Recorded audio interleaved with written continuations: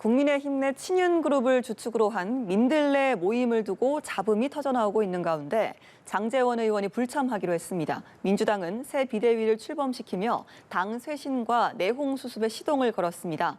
두 분과 함께 관련 내용 짚어보겠습니다. 차재원 부산가톨릭대 특임교수, 박창환 장한대 교수 나오셨습니다. 어서 오십시오. 예, 안녕하세요. 네, 먼저 이슈가 되고 있는 민들레 모임부터 좀 여쭤보겠습니다. 이게 이제 친윤 의원들을 중심으로 구성되는 모임인데 장제원 의원이 이제 이 모임에서 빠지기로 했습니다. 네. 사전에 이제 권성동 의원이 좀 어느 정도 반대 의사를 공개적으로 표명을 하다 보니까 한 발 뺀 것 아니냐 이런 해석이 나오는데 어떻게 보시나요? 일단 결론적으로 제가 봤을 때 현명한 선택을 한 것이 아닐까 하는 생각이 듭니다. 사실 뭐 장제원 의원은 윤핵관 중에서도 사실 윤 대통령과의 관계를 보면 복심이잖아요. 그렇죠. 지난번 예. 대통령 당선인 시절에 비서실장을 했기 때문에 사실은 이 정부가 출범했을 때 국회의원 배지를 떼고 대통령 비서실장으로 가는 것이 아닐까라는 이야기가 나올 정도로 대통령이 복심으로 알려졌기 때문에 이러한 의원이 중심이 돼서 모임을 한다는 그 자체가 일종의 어떻게 보면 이 지금 윤 대통령 중심으로 새로운 당의 모임을 만드는 것이 아닐까라는 의구심을 자아낼 수밖에 없는 상황이거든요. 그렇다고 한다면 이것이 자칫 잘못하면 공당을 사당화 만들 수 있다. 그러한 논란에 자유롭지 못하는 측면이 분명히 있었던 것이고, 그리고 또 하나는 아까 방금 이야기하신 것처럼 지금 권성동 원내대표가 어제 공개적으로 이 부분에 대해서 안 했으면 좋겠다고 이야기를 공개적으로 이렇게 반대 의견을 표명했기 때문에 권성동 원내대표도 말 그대로 윤핵관 중에 핵심이잖아요. 그렇다고 한다면 윤핵관의 핵심 둘이 뭔가 이렇게 공개적인 이렇게 견해 충돌로 보인다는 그 자체가 벌써 지금 뭐 집권한 지 얼마 됐다고 지금 권력 다툼하느냐 그러한 논란이 생길 수밖에 없는 것 같고, 그리고 지금 알려지지는 않았지만 제 생각에는 아마 윤 대통령이 또 좀 작용하지 않았을까. 상당히 나름대로 지금 현재 그러니까 지금 대통령을 둘러싼 여러 가지 그러니까 친하다는 의원들 중심으로 해서 이렇게 이 모이는 것 자체가 자칫 잘못하면 앞서 이야기했던 사당화 논란도 빚고, 그러니까 지금 정부 초기 이 단계에서 공연한 정치적인 투쟁의 모습으로 비치는 것은 바람직하지 않다는 그러한 뜻을 전했을 가능성이 저는 높지 않을까 하는 생각이 듭니다. 어쨌든 지금 장제원 의원이 사실 어떻게 보면 민들레 모임은 가장 시약과 같은 존재잖아요. 그렇기 때문에 이 지금 장제원 의원이 빠지게 되면 민들레라는 모임 자체의 정치적인 색깔이 많이 희석가 될 것이다. 그래서 뭐 이 앞서 우리가 이야기했던 그런 큰 논란은 잦아들지 않을까 하는 생각이 듭니다. 그럼 차 교수님께서는 이런 장제원 의원의 선택에는 윤 대통령의 입김이 또 작용을 했을 것이다 이렇게 보시는 거예요? 그러니까 직접적으로 입김을 작용하지 않았다 하더라도 아마 장제원 의원이 복심이라고 알려진 만큼 대통령의 아마 이런 뜻을 나름대로는 잘 파악하고 아마 이런 행동을 했지 않았을까라는 추측이 가능합니다. 윤 대통령이 좀 뭐 불편해할 수도 있을 것이다 이런 말씀도 해주셨는데, 사실 이 민들레라는 모임 자체가 뭐 민심 들어볼래 준말이기도 하고 공부 모임으로 이제 나온 모임이잖아요. 앞으로의 흐름은 좀 어떻게 될까요, 박 교수님? 뭐 공부 모임과 그다음에 뭐 민심을 청취하겠다 이런 취지로 모였지만 아무도 그렇게 보지 않죠. 권력이 바뀌고 정권을 창출했던 복심들은 항상 어떤 조직을 만들게 돼 있습니다. 그게 이제 권력의 속성이라고 볼 수 있죠. 뭐 우리가 고양이한테서 생선 떼낼 수가 없는 겁니다. 주도권, 누군가는 여권 내에서 주도권을 쥐어야 됩니다. 그 주도권을 쥐기 위해서 소위 복심이라고 불리우는 사람들이 여러 가지 뭐 모임의 형태를 유지하는 경우에는 과거에도 많았죠.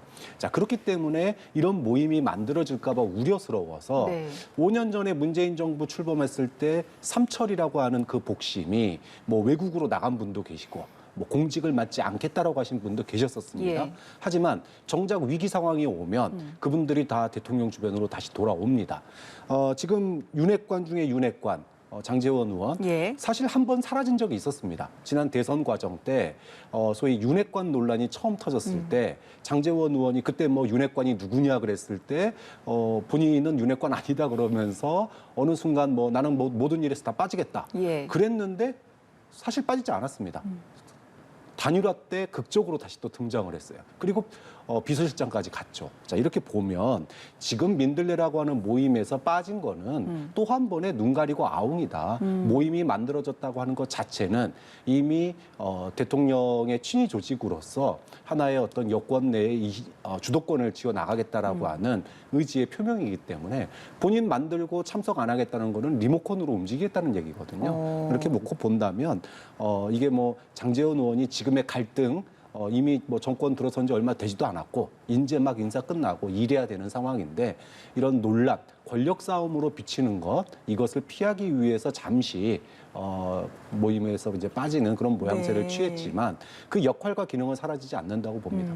그러니까 장제원 의원이 좀 함께하지 않는다라고 말한 것 자체가 눈 가리고 아웅이고 계속해서 이 모임의 배후에 있을 것이다 이렇게 또 말씀해 주셨는데 글쎄요. 차 교수님께서 어떻게 생각하세요? 단지 저는 권성동 의원과의 어떤 갈등을 좀 피하기 위해서 움직인 것이 아니냐 이렇게 해석하는 분들도 계시거든요. 뭐 미봉이라고 볼 수도 있는 측면이 있죠. 분명히 그런 측면도 있습니다. 사실은 뭐 어제 이 문제 논란이 제기됐을 때만 하더라도 장제원 의원이 모든 의원들에게 다 개방되어 있는 플랫폼이다. 이게 뭐가 예. 문제냐. 예. 그래 이야기를 하면서 상당히 그러니까 자기의 그 뜻을 그냥 관찰하려는 의지가 상당히 강했잖아요. 그렇기 때문에 사실 하루 만에 이렇게 마음이 이렇게 딱 바뀌니까 이거는 결국은 지금 여러 가지 그러니까 이 당내의 분란 또 여기에 따른 여러 가지 잡음 이런 것 때문에 일종의 그러니까 지금 소나기를 피해가기 위한 하나의 조치가 아닐까라고 보는 측면도 분명히 있죠. 아마 이 권력이라는 것 자체가요. 결국은 지금 어차피 윤 대통령의 임기는 5년이니까 5년 그 다음을 위한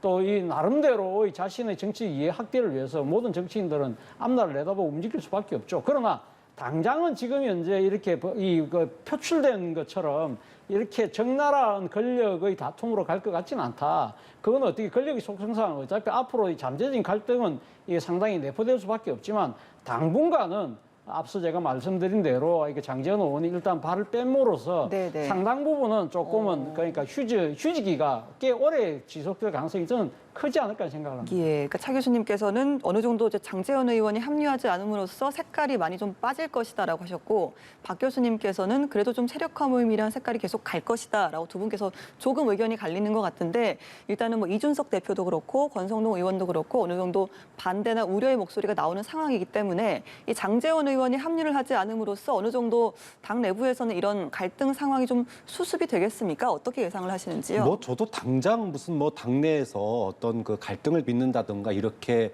소위 요란한 출발을 할 것 같지는 않습니다. 예. 왜냐하면 아직 공천이 2년이나 남았기 때문에 지금은 물밑에서 예. 조용히 어떤 일을 갖다가 도모해가는 정책과 일 중심으로 가는 게 당연히 맞는 수순이고 아마 그런 모양새를 띌 겁니다. 하지만 분명한 것은 이것이 이제 다음 총선으로 가는 과정에 있어서 소위 말하면 친윤 어떤 그 개파 세력화라고 하는 이런 모습을 공천이라고 하는 고리로 계속 갈 수밖에 없다. 그러니까 목적지는 분명하다라는 거죠. 다만 그 과정에서 일 중심, 정권의 성공을 위해서 우리는 다 했다. 뭔가 실적을 보이고 여권 내에서 우리가 뭐 분란을 일으키려는 게 아니라 정권의 성공을 위해서 노력한 사람들이다. 예. 이걸 보여줄 필요가 있기 때문에 이것 자체가 논란 속에서 출발하고 또 주목을 많이 받는다는 거를 뻔히 알기 때문에 뭐 분열을 갖다가 또는 뭐 논란을 촉발시키는 행동들은 자제할 거다. 하지만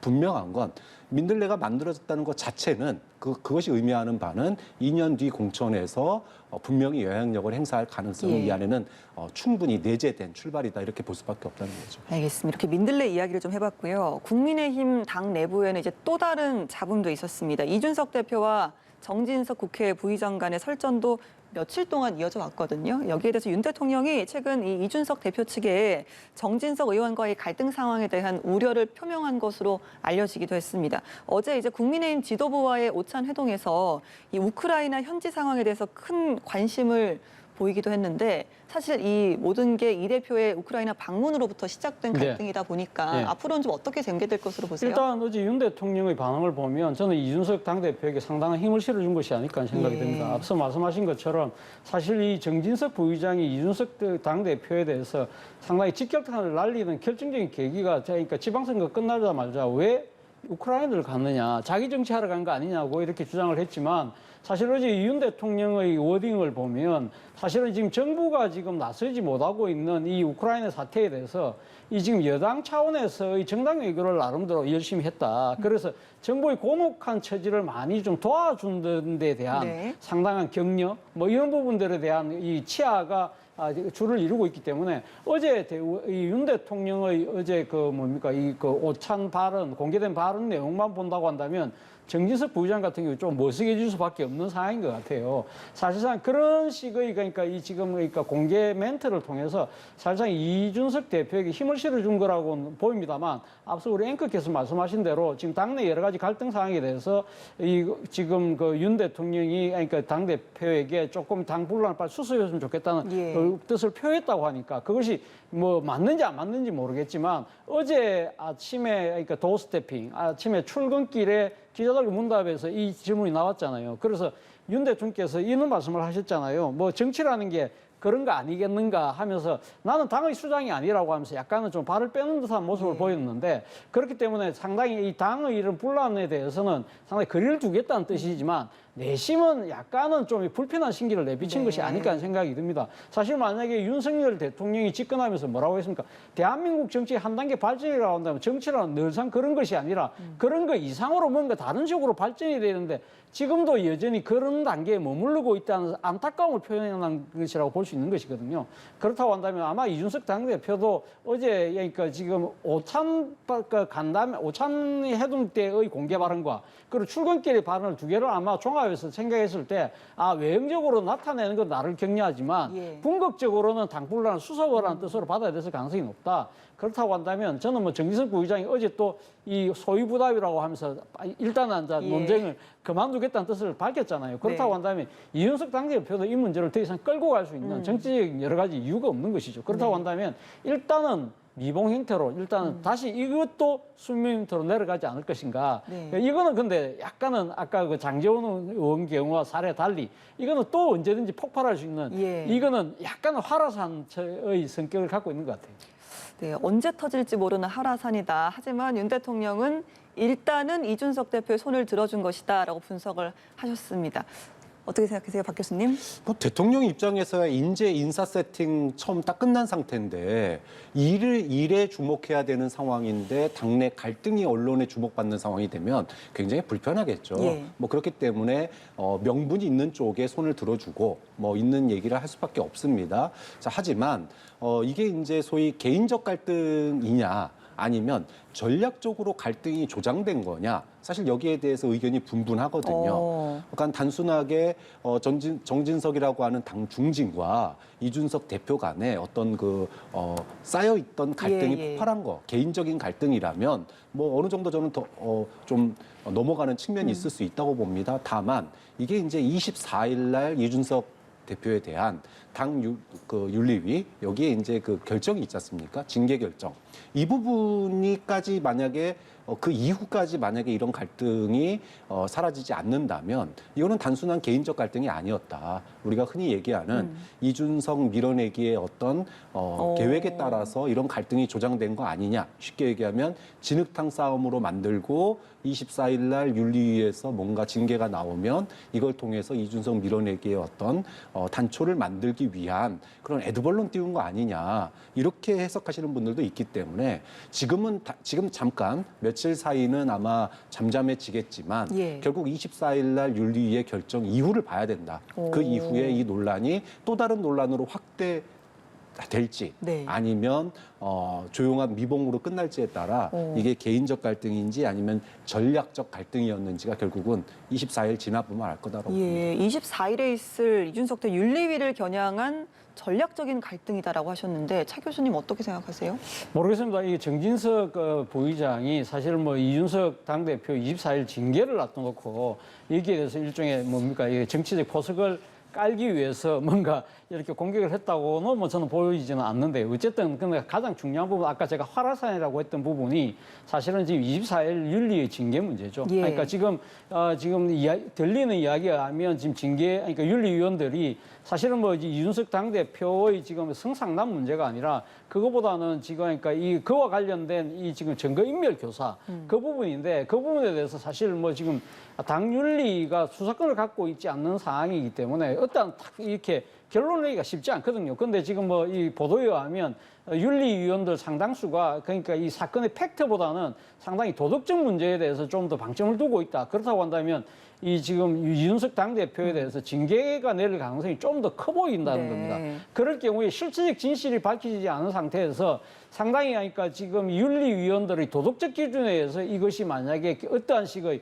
징계 결과가 나왔을 때 네. 과연 이준석 당대표가 승복을 할 것이냐. 이와 관련돼서 상당히 당내의 후폭풍이 클 수밖에 없고 이런 상황으로 흘러갈 경우에는 아까 제가 이야기했던 이 정진석 그러니까 국회 부의장과의 갈등은 예. 다시 재현될 수밖에 없는 상황으로 치달을 수도 있다는 겁니다. 알겠습니다. 말씀이 나온 김에 여쭤보자면 이준석 대표가 오늘로 취임 1주년을 맞이했습니다. 지난 전국 단위 선거에서 2번이나 연달아 승리를 하고 이제 성적표는 좋은데 뭐 말씀하신 것처럼 거친 언행으로 당내 갈등의 중심에 선 경우도 적지가 않은데요. 지금 또 주장하고 있는 혁신위원회 구상도 난항을 겪고 있는 것으로 알려지고 있고 또 24일에 있을 징계위도 아직 남아 있습니다. 이준석 대표의 지난 1년을 어떻게 평가를 하시는지 두 분께 여쭤보겠습니다. 먼저 박 교수님. 네, 저는 이준석 대표의 1년은 양날의 칼이었다고 봅니다. 장점도 극단적이고 단점도 극단적이라고 봐요. 예. 먼저 장점을 얘기 안 할 수가 없습니다.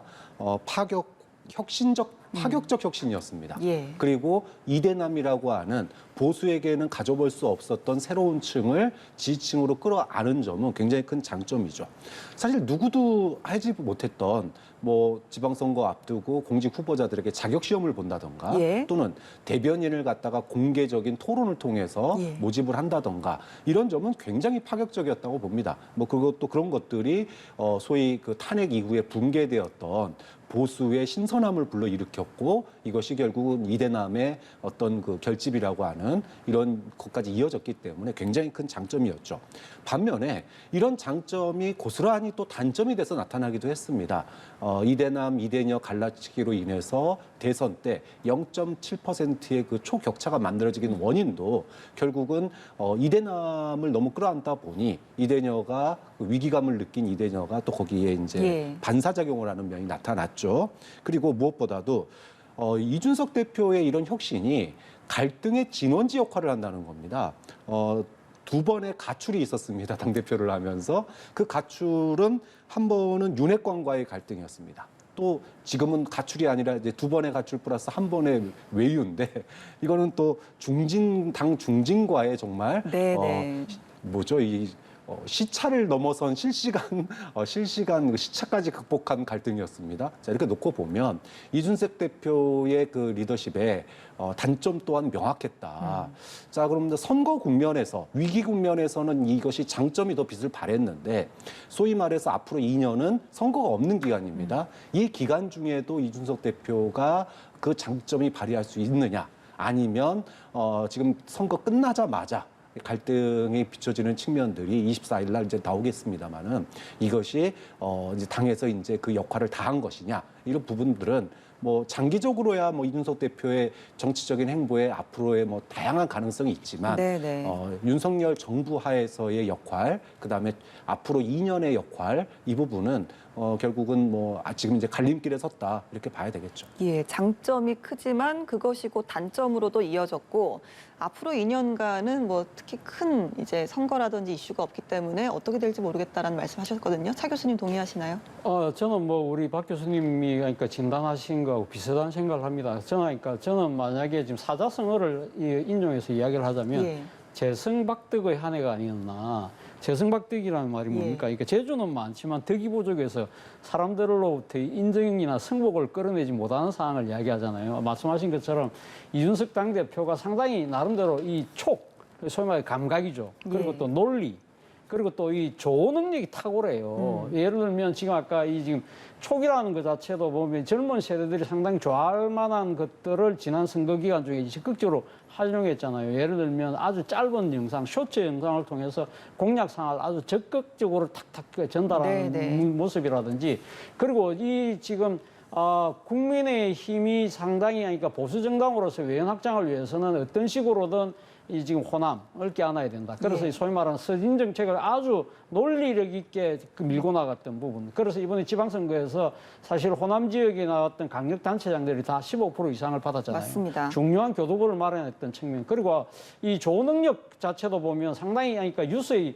이 중심에 본인을 놓게 만드는 중요한 하나의 수단이거든요. 예를 들면 우리가 아까 이야기했던 윤핵관이라는 말도 사실 이준석 당대표의 용어잖아요. 그런 식으로 해서 항상 자신이 그러니까 유서의 중심에 두는 건 좋은데 문제는 뭐 우리 아까 박 교수님 잘 설명하셨지만 지난 대선 과정에서의 소위 말하는 윤핵관과의 갈등 때문에 아직도 그러니까 지금 당 대표가 이 두 분이나 가출을 해서 선거를 거의 뭐 누구 표현에 의하면 망칠 뻔했다는 이야기가 들을 정도로 그리고 또 상당히 그러니까 지금 이대남과 이대녀의 갈라치기 그리고 또 상당히 또 나름대로 좀 뭡니까 아주 그러니까 이 신라라는 단어들을 사용해서 상당히 여러 가지 그러니까 또 이 다른 지지층 다른 또 이 계층으로부터는 상당한 반발을 불러일으키는 지난번에 전장현과의 그런 또 대립들 그런 부분들이 있잖아요.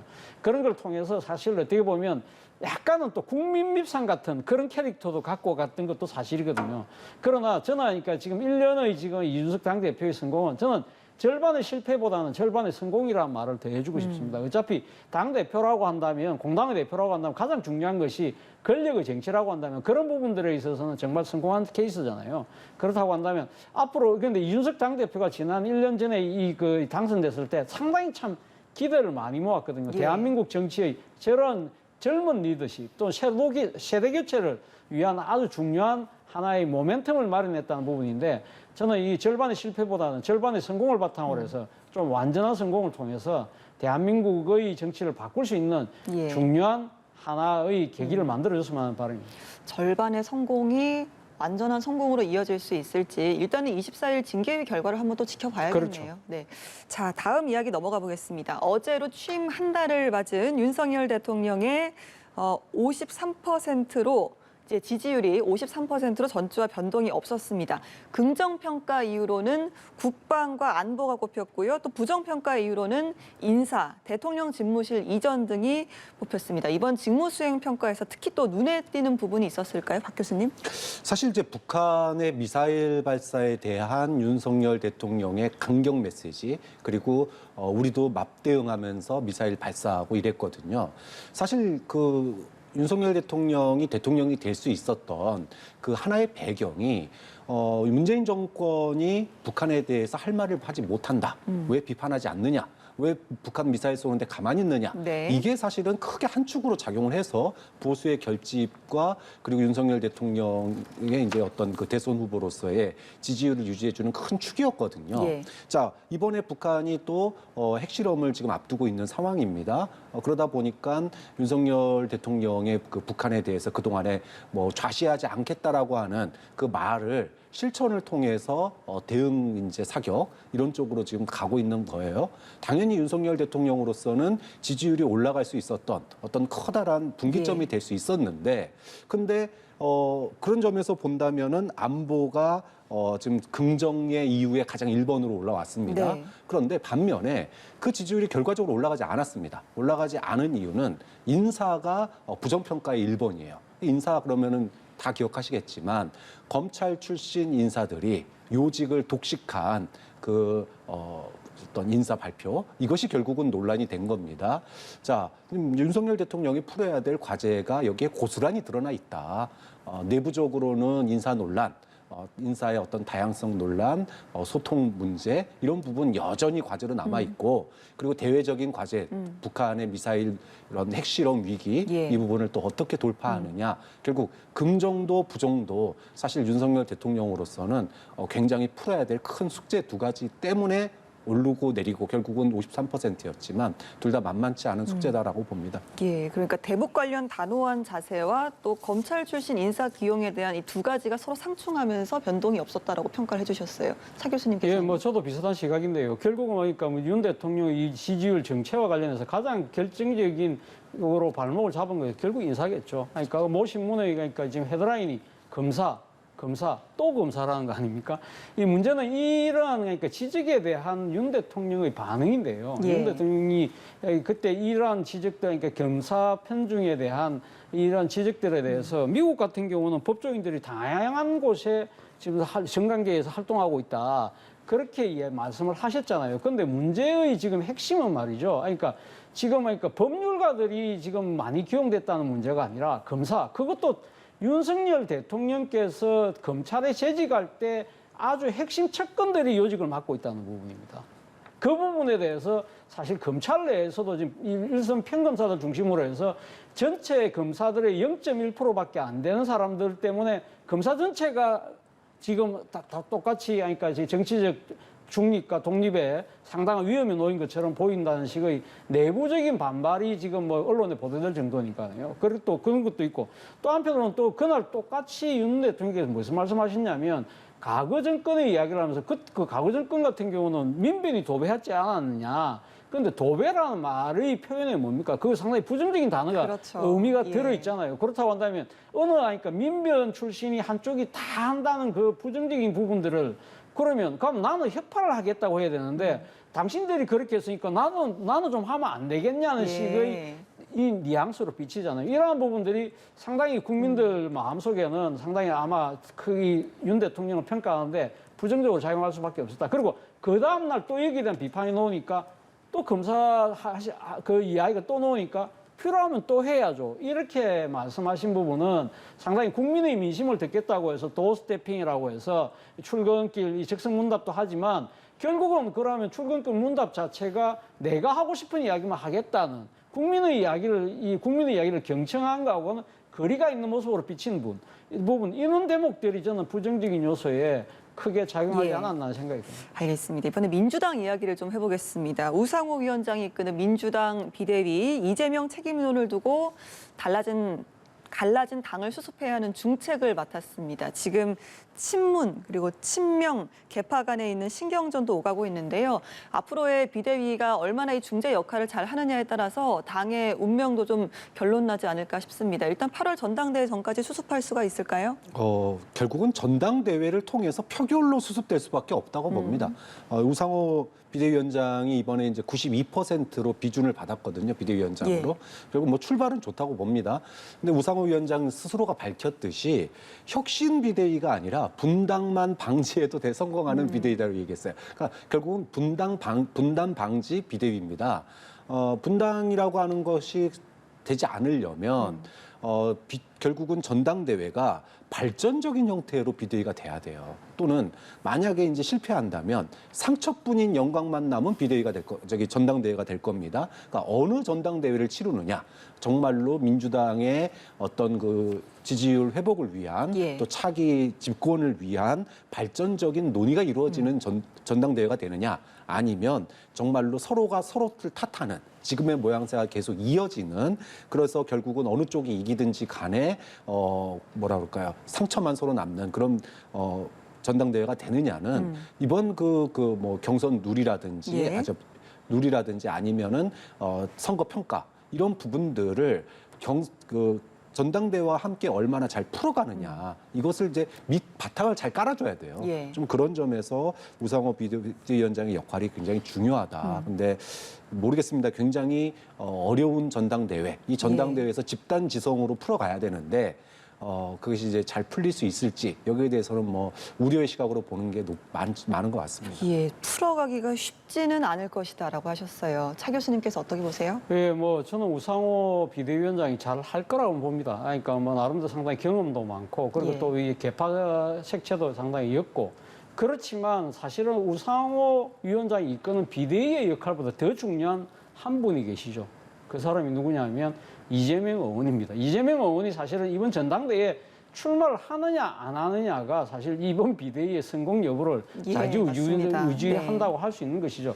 만약에 이재명 의원이 출마를 강행할 경우에는요, 뭐 그러니까 이 비대위가 혁신이든 관리형이든 뭐 어떤 성격을 띈다 하더라도 당의 분란은 심화될 수밖에 없는 것이고, 반대로 이재명 의원이 결단을 해서 나 이번 전당대회에 나가지 않겠다고 이야기할 경우에는 아마 당의 분란이 빠르게 수습되는 예. 상황으로 가지 않을까. 결국 근데 문제는 이재명 의원이 어떤 결심을 할 것이냐의 부분인데, 저 개인적으로 봤을 때는 이재명 의원이 이번 한 번은 패싱을 하는 것도 하나의 방법이지 않을까 하는 예. 생각이 듭니다. 그동안에 민주당의 이 사례를 본다고 한다면 바로 하는 것보다는 조금은 시간을 갖는 것이 낫지 않을까 하는 생각이 듭니다. 알겠습니다. 오늘 두 분과 함께 여야 간의 갈등 상황 이야기 나눠봤습니다. 두 분 고맙습니다.